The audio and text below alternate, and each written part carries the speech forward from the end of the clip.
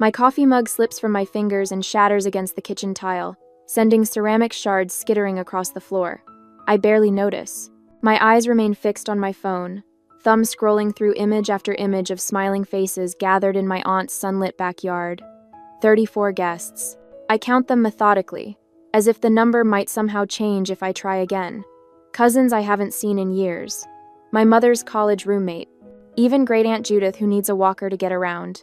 Everyone except me.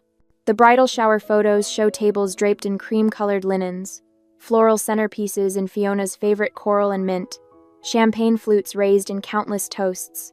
A celebration meticulously planned weeks, maybe months in advance. A celebration I never knew existed until this moment. The sting is sharper because just last month, I sent Fiona a handwritten congratulations card with pressed flowers from my balcony garden. I'd even offered to help design her wedding materials, invitations, programs, whatever she needed. Free of charge, a gift from one cousin to another. My Portland condo suddenly feels cold despite spring sunshine streaming through the windows. The light that warmed me minutes ago now feels harsh, exposing. I realize in that moment I wasn't just forgotten. I was deliberately erased. I sink onto a kitchen stool, memories washing over me like a tide I can't escape. Last Thanksgiving flashes before me. Aunt Marlene's voice carrying across the dining room as she praised Fiona's recent promotion at the bank. Vice president at 29? She'd announced, beaming at my younger cousin. Always knew she'd make something of herself. Then, Aunt Marlene's gaze had shifted to me, her smile thinning, and Ocean still doing that little hobby of hers, the logos and whatnot. That little hobby that paid for this condo. That little hobby that built a client list including 3 national brands. My parents had sat silently, nodding along, while relatives positioned Fiona as the golden one, right in front of me. Even when I'd mentioned the down payment on my condo, $150,000 I'd saved over 7 years, the conversation had quickly pivoted back to Fiona's engagement ring. My hands tremble as I pick up my phone again. I pull up my mother's contact information and press call before I can talk myself out of it. She answers on the 4th ring. Ocean? Is everything all right? Her voice holds that familiar note of concern tinged with judgment, as if she's already decided whatever I'm calling about is an overreaction. There was a bridal shower for Fiona yesterday. My voice comes out steadier than I expected. Everyone was there. Why wasn't I invited? A weighted pause stretches between us, then a sigh. Oh, that. Well, Marlene thinks you always make everything about yourself. Fiona deserves her special day. The accusation lands like a slap. Make everything about myself? When have I ever... Please don't start, Ocean. This is exactly what we wanted to avoid. Your cousin deserves to be celebrated without drama. I stand up straighter, suddenly aware that my shoulders have been hunched forward, my body instinctively making itself smaller. So I'm... drama now?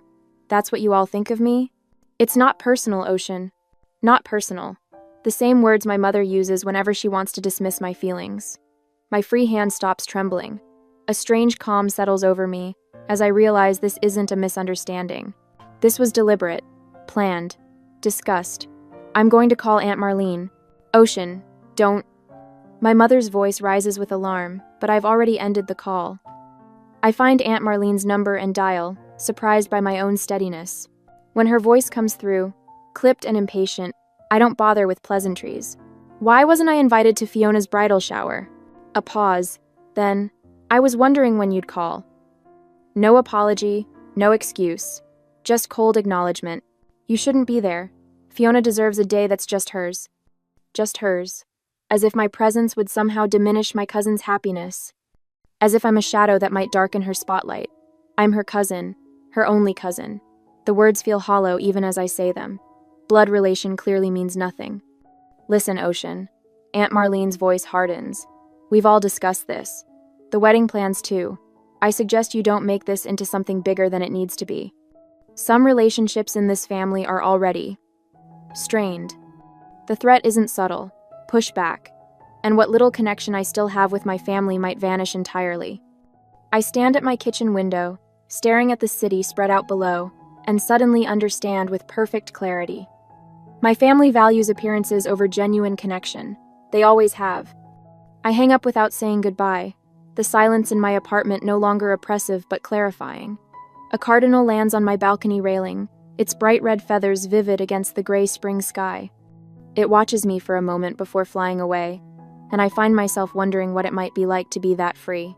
That day later, my phone pings with a notification while I'm sketching logo concepts for a new client. I almost ignore it.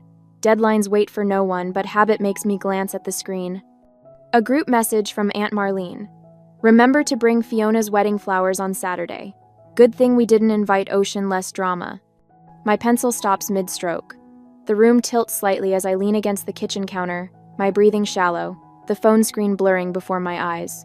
I blink hard, reading it again. This wasn't an oversight, not a simple mistake, a coordinated family exclusion. I take a screenshot before the message disappears with a soft whoosh sound. Deleted, but not before I captured the evidence. The notification shows Fiona, Aunt Marlene, and my mother all in the thread. My mother, of course. The next morning, I drive to my parents' suburban home, the screenshot burning a hole in my pocket like a loaded gun. Mom answers the door in her gardening clothes, dirt smudged across one cheek. Ocean? What a surprise. I was just about to make some tea. I follow her into the living room where she sits in her favorite armchair, settling into it with the comfortable ease of someone who feels secure in their position. I remain standing, suddenly aware of the family photos arranged on the mantel. Fiona's centered in most of them, my face half hidden in shadows or caught mid-blink. I got an interesting message yesterday, I say, pulling out my phone. Accidentally sent to me. But her face changes when I show her the screenshot, not surprise, but resignation. She doesn't even try to deny it. We all agreed it would be easier this way, she says, smoothing invisible wrinkles from her pants. Fiona deserves a beautiful wedding without complications. Complications? The word tastes bitter. You mean me. Now, Ocean, don't be dramatic, she sighs, using the tone reserved for when I'm being difficult. Perhaps you should make other plans for that weekend in May. Other plans? I repeat, my voice steady despite the trembling in my hands. While my cousin gets married at the Grand Lake Hotel? That $95,000 wedding, where every distant relative I barely know is invited except me? Mom's eyebrows lift slightly. How did you know about the venue? Cousin Rachel called last week asking about carpooling to the wedding. A small, cruel satisfaction blooms when I see her flinch. She assumed I'd be there. The silence stretches between us like a chasm growing wider by the second. Your father and I think it's better this way, she finally says. The whole family agrees. The whole family has been told what about me exactly? I ask, voice barely above a whisper. She looks away, fiddling with a loose thread on her sleeve. Just that you've always been sensitive about Fiona getting attention. The betrayal lands like a physical blow. Years of holidays where I sat quietly while Fiona was showered with praise. Years of watching my accomplishments dismissed while hers were celebrated with champagne toasts. You're trying to erase me from the family narrative, I say, the realization crystallizing. Everyone already believes I'm difficult because that's what you've told them. That's not true, she protests, but her eyes won't meet mine. It is true, and now I have a choice except being excluded or risk losing what little connection we still have. Mom stands, crossing to the window. I hope you'll make the right decision. Your father and I have been helping with your property taxes. If you make trouble about this wedding. If I make trouble? The words escape in a harsh laugh. Like standing up for myself? Like refusing to be erased? This is exactly why Marlene thought it best not to include you. Her voice hardens. Everything becomes a drama with you. 1. I leave without saying goodbye, driving aimlessly for hours. 3 client deadlines pass while I sit paralyzed in my apartment, unable to focus on the simplest design tasks. 3 days of potential revenue vanish while I stare at my phone, waiting for anyone in my family to say this was all a terrible mistake. No one does. That evening, Isla brings Thai food and wine to my condo, listening as I recount every detail. Unlike my family, she doesn't interrupt or dismiss my feelings. That's textbook emotional manipulation. She says, refilling my glass. They're gaslighting you into believing you're the problem when they're the ones excluding you. Her validation feels like the first sip of water after days in a desert. Marlene and your mom are tag teaming to control the narrative, Isla continues. Classic toxic family dynamics. Later, alone on my balcony, I watch the city lights flicker on as darkness falls. The cardinal returns, perching briefly on the railing before flying away. As I sat there sipping wine gone warm, I wondered whether I should attend the wedding anyway and force a confrontation, or step away completely and build my own celebration elsewhere. The family I'd known all my life was slipping away, but was it worth fighting for relationships that caused so much pain? Fiona's engagement photos appear on my Instagram feed at precisely 8:17 a.m. on a Tuesday. I'm midway through my first cup of coffee when her radiant smile fills my screen, her fiancé gazing at her with practiced adoration against a backdrop of autumn leaves. The caption beneath cuts sharper than any knife could, celebrating our journey with those who truly support us, keeping our wedding intimate with only the people who've always been there. My phone buzzes 3 times in rapid succession. Private messages from cousins I've exchanged perhaps 10 words with at family gatherings over the years. Why are you causing drama during Fiona's special time? Family should support each other no matter what. Aunt Marlene is so upset about your behavior. I set my phone face down on the kitchen counter, my hand trembling slightly. The accusations make no sense until I realize what's happening. They're rewriting history, crafting a narrative where I declined an invitation, rather than acknowledging I was deliberately excluded.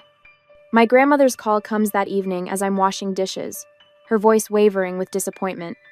"Ocean, honey, I never thought you'd refuse to support your cousin's special day." The plate in my hands nearly slips. "Grandma, I wasn't invited." "That's not what Marlene told me." Her voice hardens with certainty. "She said you couldn't put aside your jealousy for even one day."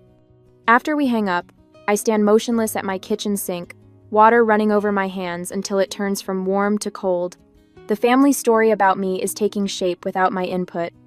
According to Isla, who still speaks with my mother weekly, Aunt Marlene has been sharing tearful accounts of my jealousy issues with anyone who will listen. The following week, Barton Media cancels our contract for their spring campaign. The email is polite but clear. "We've heard you can be difficult to work with. We need someone who fits our collaborative culture." 3 days later, Westerly Home Goods pulls out of our preliminary discussions. The loss of both projects carves $27,000 from my expected quarterly income.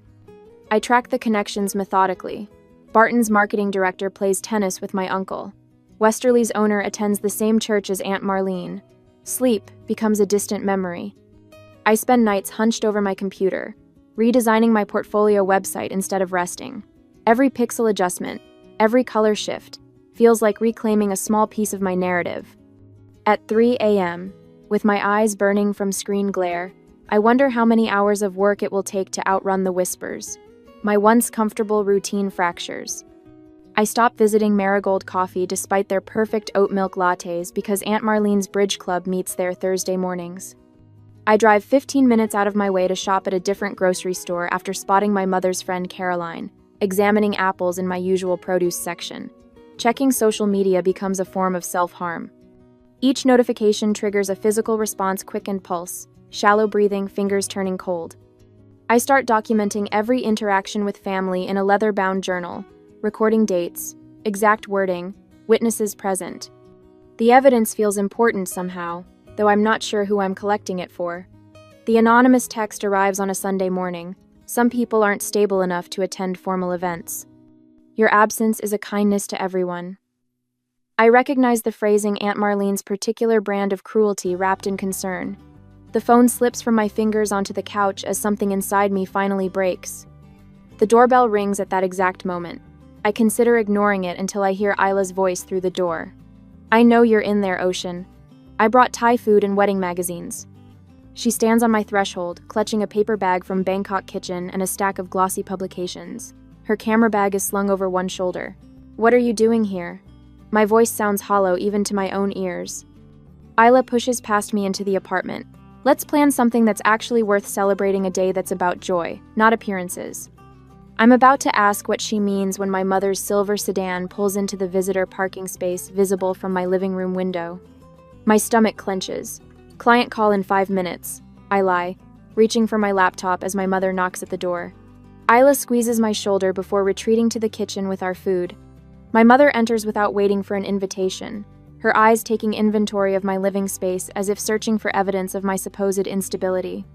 "We need to talk, Ocean." She sits primly on my couch, her handbag balanced on her knees. "This has gone far enough. The invitations are already printed. We're also down this. What invitations? I remain standing, suddenly aware of the power dynamics at play. Fiona's wedding invitations. She smooths an invisible wrinkle from her slacks. You need to let this go. This isn't about an invitation. The clarity in my voice surprises even me. It's about years of being treated as less than. Nadia. My mother's face hardens. If you can't support Fiona's happiness, maybe you're not the daughter I thought you were. The words should hurt, but instead, they illuminate something I've never seen clearly before. I straighten my shoulders, reclaiming the full height I've spent years unconsciously diminishing around my family. I'm exactly the daughter you raised. I tell her, my voice steady. I just stopped accepting the role you assigned me. Something flickers across her face, surprise, perhaps even respect before she composes herself. But in that moment, I realize a fundamental truth that changes everything. My worth isn't determined by family validation. It never was. Later that evening, Isla and I sit on my balcony, half-eaten Thai food between us. She scrolls through her calendar on her phone. I have a client photo shoot in Santa Barbara 3 weeks later. Come with me. We'll make it a working vacation. I could use an assistant. The offer brings unexpected tears to my eyes. While my family crafts excuses for my exclusion, my friends are creating alternatives for my inclusion. My phone chimes with a text from Thomas. Just declined my invite to Fiona's wedding. Not going somewhere my friend isn't welcome. The next morning, I wake up and speak confidently about my design business during a networking breakfast for the first time in months. 3 potential clients request follow-up meetings. Something has shifted inside me, a quiet certainty replacing the desperate need for approval. When Isla and I arrive in Santa Barbara 3 weeks later, the Pacific Ocean stretches before us like possibility itself. At a small bookshop near the marina, I meet Mateo, the owner with kind eyes and a quiet laugh who asks thoughtful questions about my design work.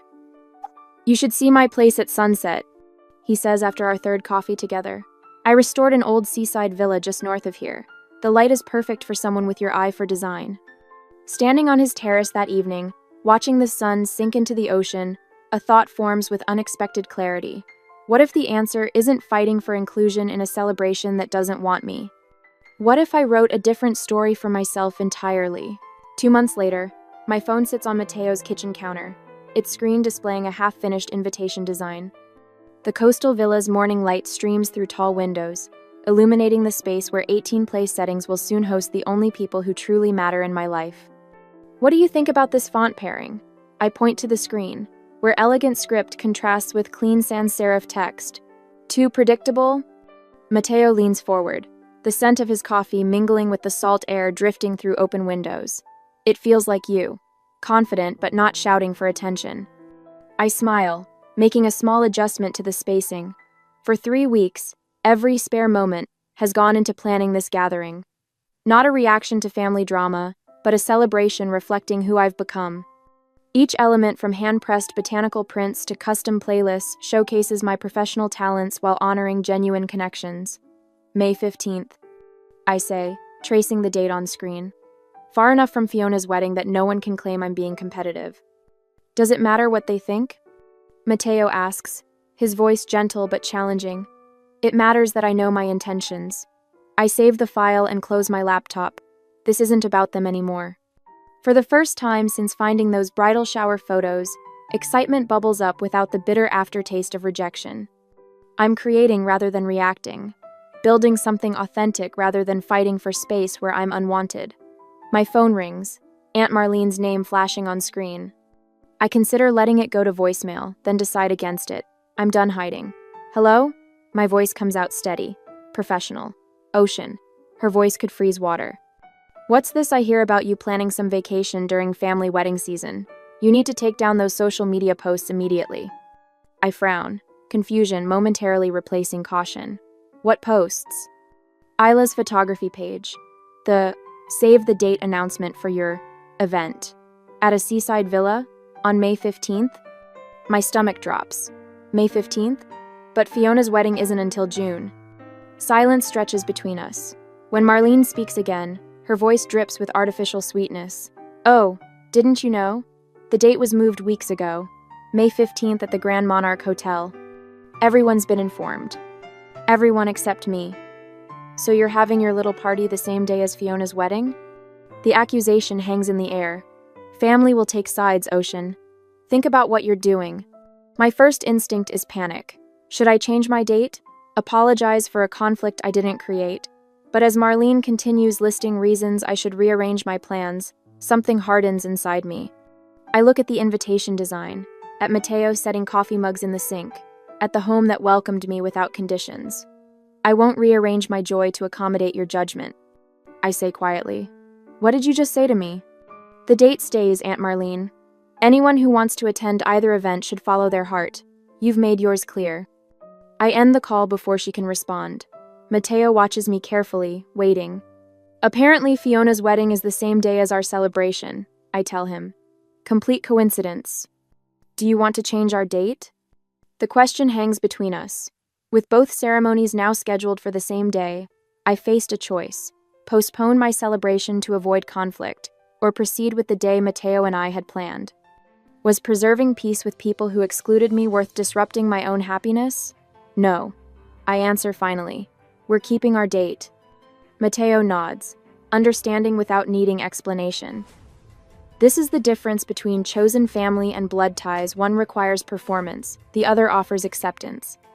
Later that afternoon, my phone buzzes with Isla's message. Saw your final invitation design. Gorgeous. Consider photography services my gift to you both. I smile, typing back my thanks. Within minutes, a group chat forms with friends, coordinating travel plans, turning our gathering into a weekend celebration. Thomas offers to handle wine selection, while Jana wants to arrange flowers from local markets. You focus on the creative stuff. Mateo says that evening, showing me spreadsheets, tracking accommodations and transportation. I've got logistics covered. As we work side by side, him managing practical details, me designing personal touches, I realize we're creating something neither of my parents would understand. This isn't about reaction, but intention. Not about competition, but completion. My phone begins buzzing constantly with family messages, but friends create a protective buffer. When Aunt Marlene sends a paragraph about selfish choices, Isla responds with oceanfront venue photos. When my mother texts asking how I could do this, Mateo hands me paint swatches for table settings. A week before our celebration, an unexpected text arrives from my cousin Rachel, whom I haven't spoken to in months. Grandmother's asking questions about why you weren't invited to anything. Marlene's story isn't holding up anymore. I read it twice, unsure how to respond.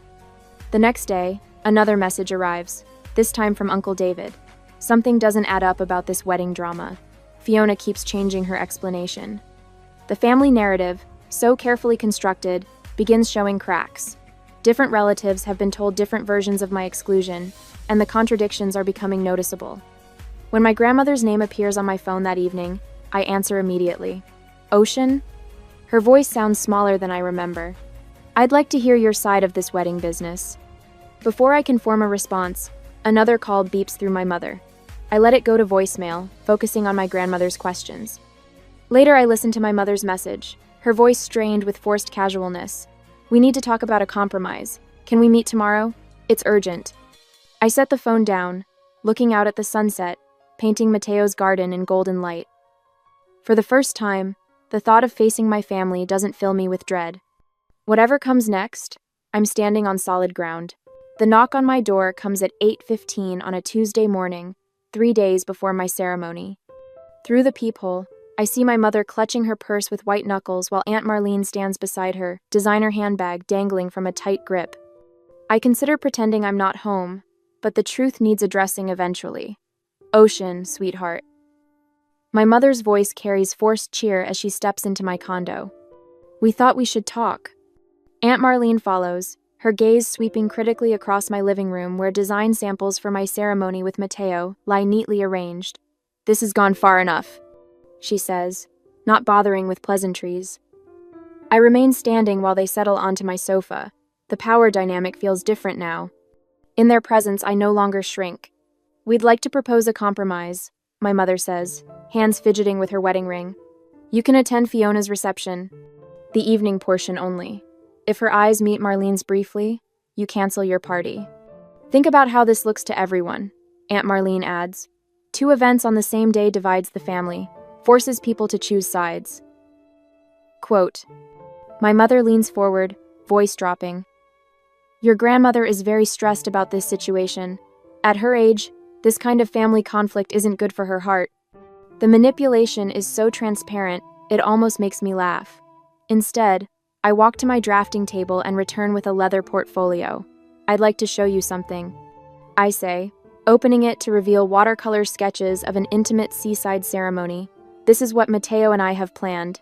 18 guests, no formal invitations, just people who genuinely care about us. I turn pages slowly, showcasing menus I've hand-lettered, custom place settings, flower arrangements in shades of amber and sage. The date was set weeks before I learned about Fiona's wedding. I explain, voice steady. We didn't choose it to compete. We chose it because the villa has perfect sunset lighting for photography. My mother's brow furrows in confusion. But why didn't you tell us? I pull out another folder containing mock-ups of elegantly designed invitations. Invitations I never sent. I respected your decision to exclude me. I didn't think you'd want to know. She looks genuinely stunned. Ocean, we never meant. I'm not asking anyone to choose. I interrupt gently. You made your choice months ago. This celebration isn't about Fiona. I close the portfolio. It isn't even about you. Aunt Marlene stands abruptly, pacing toward my design wall where client projects hang alongside ceremony plans. This doesn't change anything, she insists. Playing dress-up won't change that Fiona's wedding is the real event. I feel something snap inside me, not in anger, but in clarity. I'm not playing anything, Aunt Marlene. I'm living authentically while you're performing. I gesture toward my portfolio. These designs aren't pretend. They're my profession. The profession you've dismissed as that little hobby for years. I slide a brochure across the coffee table. This is my wedding portfolio. 3 national brands have hired me based on these designs. While you were telling everyone about my jealousy issues, I was building a business that pays for this condo. My mother sinks deeper into the sofa, eyes lingering on a photo of Mateo and me at his villa. For the first time, she seems to see beyond her sister's narrative. Were we really that cruel? She asks quietly. Aunt Marlene snorts, grabbing her purse. This is ridiculous. I'm not sitting here while she twists everything around. She storms toward the door but pauses with her hand on the knob. Fiona's wedding cost $95,000. It's at the Grand Hotel. There will be 200 guests. That's what a real celebration looks like. I smile, not unkindly. That sounds lovely for Fiona. I hope she feels truly seen there. After Marlene slams the door, my mother remains seated, looking smaller than I've ever seen her. You taught me I wasn't worth including. I tell her, voice soft but firm. I taught myself I was worth celebrating. She opens her mouth to respond, but her phone chimes with a text. She reads it, face paling slightly. What is it? I ask. Your cousin Deborah is asking if she can come to your ceremony instead of Fiona's. She looks up, bewildered. How does she even know about it? I shrug. People talk, the same way they talked about excluding me. After my mother leaves, promising to think about everything, I water my balcony garden, wondering which ceremony she'll attend, if either. My phone rings just as the sun slips behind downtown buildings. Ocean? Mateo's voice sounds excited. You won't believe this. That wedding blog I told you about, Modern Celebrations, they want to feature our ceremony. They love the idea of an intimate designer's wedding that focuses on authenticity over extravagance. I lean against the railing, watching a cardinal land nearby the same vibrant red as the one I'd seen the day I discovered the bridal shower photos. The story was shifting in ways I never anticipated. I whisper, more to myself than to Mateo. For the first time since this all began, I feel neither sad nor angry, just free. 7 weeks after our ceremony, I nearly drop my phone when Mateo shows me the statistics. 80,000 likes on our wedding photo. The number seems impossible, yet there it is on the screen, along with hundreds of comments praising our authentic celebration of love. Look at this one, Mateo says, pointing to a comment from a popular design blogger. Ocean's attention to meaningful details rather than empty extravagance redefines what a modern ceremony can be. I laugh softly, remembering all the family gatherings where I sat silently while relatives fawned over Fiona's conventional choices. Now strangers are celebrating my vision, while my family's grand hotel wedding has faded into the background of social media memory.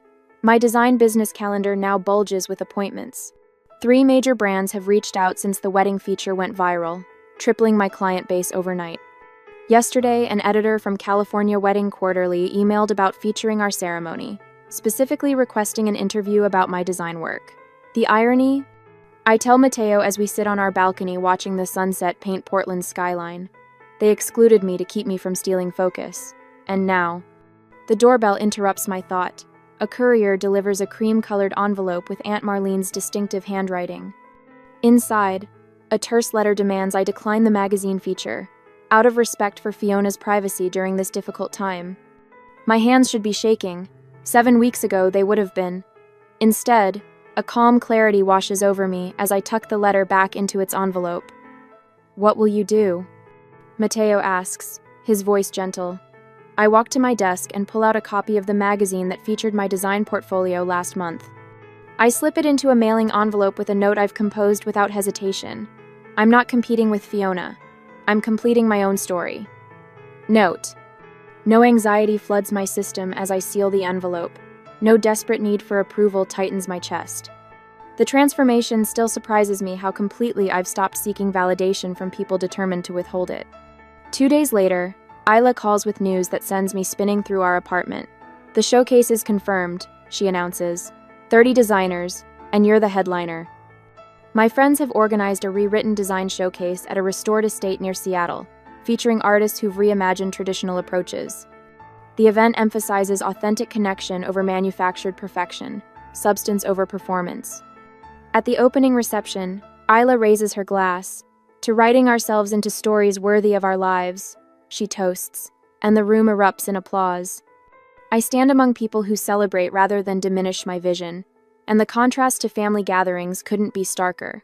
The following month, Mateo and I move into a modest apartment overlooking downtown. The space is smaller than my condo, but filled with light and possibilities.